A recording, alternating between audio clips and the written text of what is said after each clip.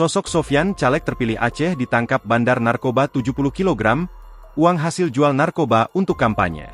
Calon anggota legislatif terpilih DPRK Aceh Tamiang dari Partai PKS, Sofyan ditangkap polisi karena diduga menjadi bandar sabu jaringan internasional Malaysia. Aksi penangkapan Sofyan ini terekam kamera CCTV dan viral di media sosial.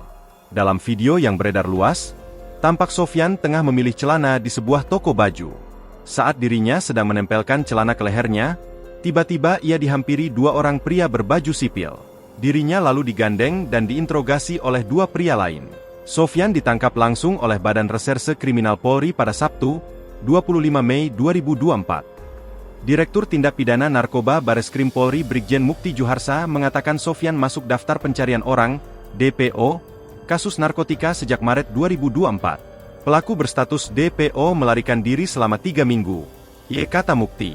Selama buron, Sofyan juga tega meninggalkan istrinya yang tengah hamil tua. Mengutip dari Kompas.com, Sofyan disebut membuang ponsel dan kartu identitas untuk menghilangkan jejak. Sebelum menangkap Sofyan, polisi sudah mengamankan bukti 70 kg sabu di Pelabuhan Bakauheni, Lampung. Sofyan berperan sebagai pemilik modal dan juga pengendali bisnis. Dirinya juga berhubungan langsung dengan pihak jaringan yang ada di Malaysia. Uang hasil jualan narkoba jenis sabu tersebut digunakan caleg Partai Keadilan Sejahtera, PKS, tersebut sebagai biaya kampanye.